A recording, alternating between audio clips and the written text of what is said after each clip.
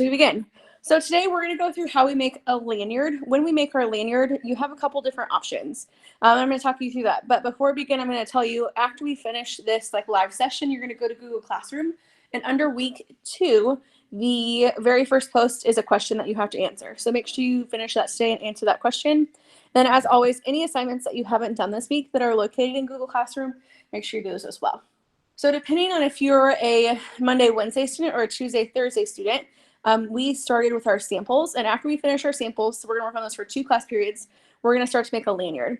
The nice thing about a lanyard is I always tell my students you have the creative freedom to really make it how you want to make it. So this is a little bit short. It is, I believe, 17 inches. Let's look. 19 inches. So this is a 19-inch lanyard, meaning it's only going to be about a wrist lanyard. Okay, so I measure my wrist and I want to have a little bit of wiggle room so it's easy to slide my lanyard in and out. If you choose to do a neck lanyard, you pull the lanyard around your neck and figure out where you want it to hit on your body. So you have the creative freedom to choose how long you want your lanyard to be. I typically suggest anywhere from 3 to 4 inches wide. And while that seems really wide, you're going to see we're going to fold this to make it quite a bit smaller. And that's what we're going to start with today. So you're going to pick out fabric from the back. If you have fabric at home, you can bring your own fabric. We want to give it a quick iron because chances are it's going to have some wrinkles in it.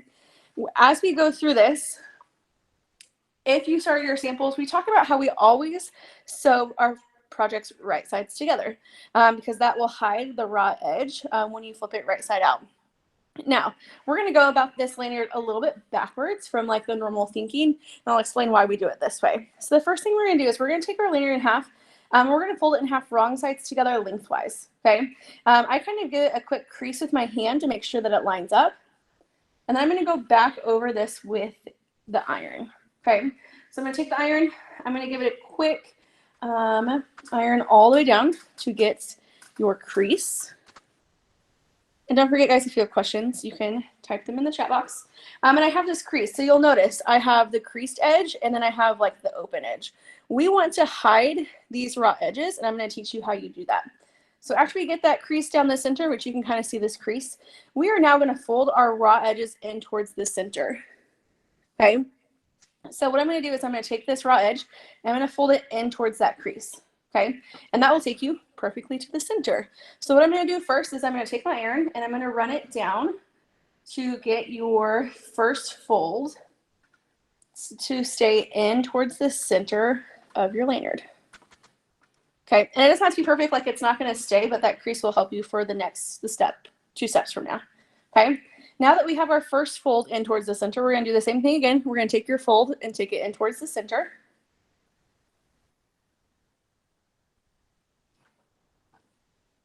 And it doesn't have to be perfect, but we do want it to be pretty close to that center line. I'm going to make my way all the way down. Okay, so what we're going to do next is I have both of these folds in towards the center, and we still have the center crease. So what we're going to do is we're simply going to fold it in half. Okay, so this is quite a bit thinner than what we started with. Now here's the thing. You notice we have this open edge where our centers meet, and then we have nice clean folded edge where you don't see any raw edges. So now we are going to need to sew our lanyard together. Now before we sew our lanyard together, we are going to need to pin it. So this is where it gets kind of tricky because this lanyard is thin, so your pin's going to be sticking out on the side. But I'll show you kind of how to help not poke yourself. So what we're going to do is I have my pins, and we're going to start to pin. If you remember, we always want to keep the bulk of our fabric to the left, and we sew on the right-hand side of our project. So the open side should be on the right, and I'm going to stick my pin in and then back out. So yes, the point is going to be sticking out the side, but we want to pull out into the right, so we want the ball of the pin to be on the right-hand side. So I'm going to do this all the way down, about every inch or so, making sure you go in and out on the same side. All the way down. It may take you a minute, and that's okay. Keep going, make sure it's nice and folded. So mine slowly started to come undone, but that's okay. Sometimes you have to lay it down and get it back on track. There we go. Now, once I get this pinned all the way down, I'm going to take it over to my sewing machine, and I'm going to show you that today. And we're going to sew the open edge, which is this open edge that we are pinning closed. And we're actually going to sew on both sides. And I'll show you why. Everyone doing okay so far? I think so. All right, so you can see I have it pinned all the way down. Now I'm going to take it over to my sewing machine. So I'm going to pick up my phone and move it. All right. So I'm going to go ahead and sew. Now here's the thing, and this is where it can get kind of tricky. Since this is such a small area that we're sewing, if we sewed edge of the presser foot, you would literally sew right down the center, which is what we don't want to do. So you do have smaller markings on your machine, like on the plastic part of the bobbin cover, that you can use as your guides. I'm probably going to use 1/8 of an inch, which is itty bitty, but we want to get as close to that edge as possible.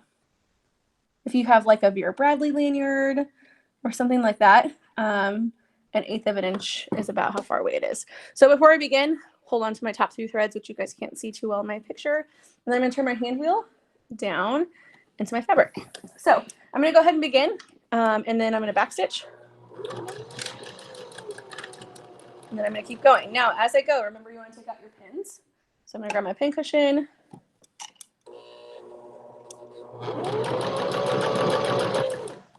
If for some reason your threads start to get in your way, you can trim them off. These are just your threads that you started with, or pull them out into the back so they don't get tangled up.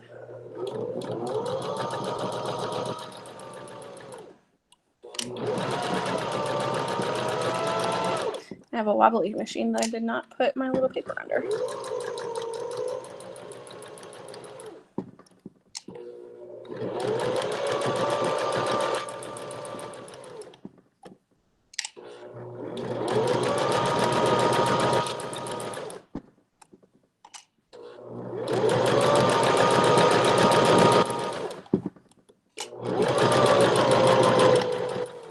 And then back stitch up in.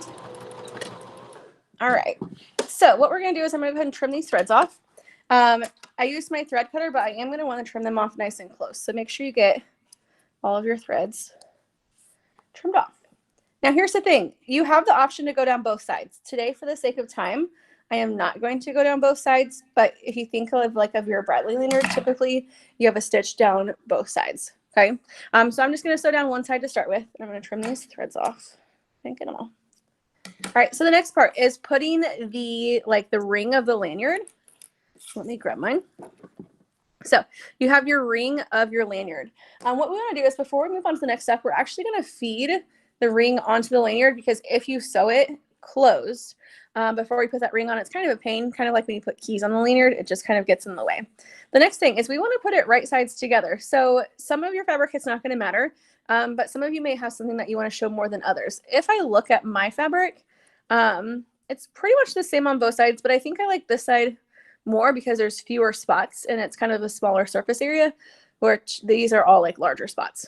Okay, so we want to put right sides together. So I prefer this side.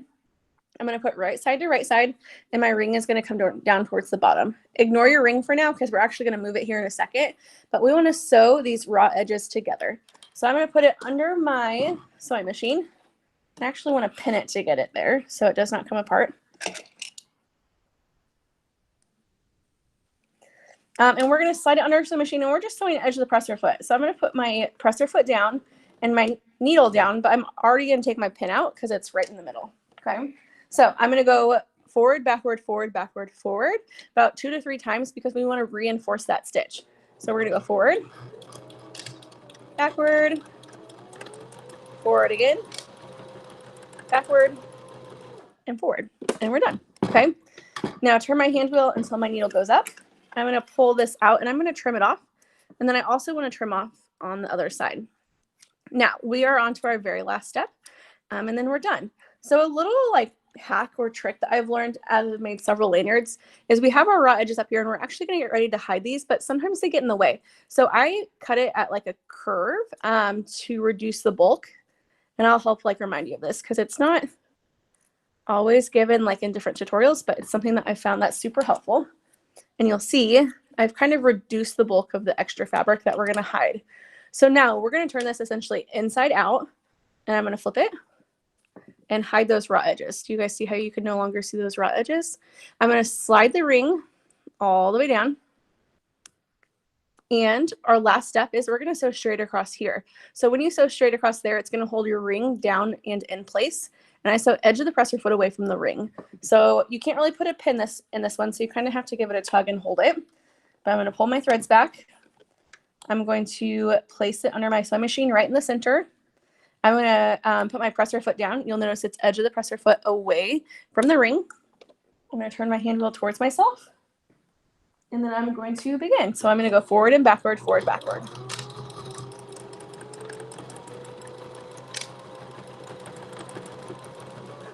And then I'm going to lift it. My needle is already up. I'm going to pull it out to the side. It's going to look like you have a lot of threads because they're all coming from the same area. And that's totally okay. I'm going to trim my threads off.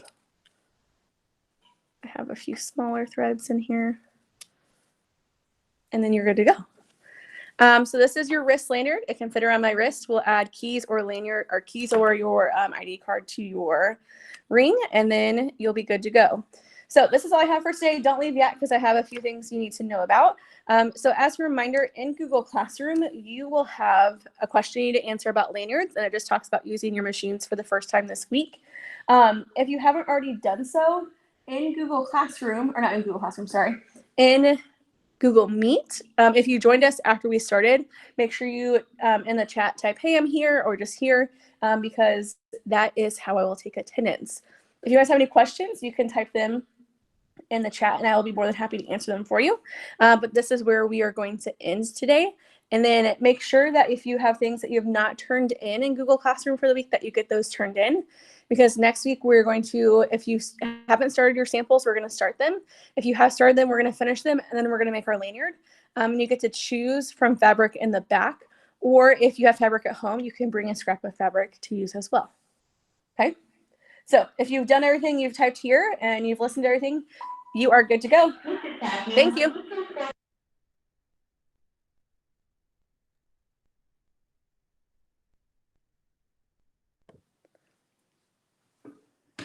Have a good rest of your day.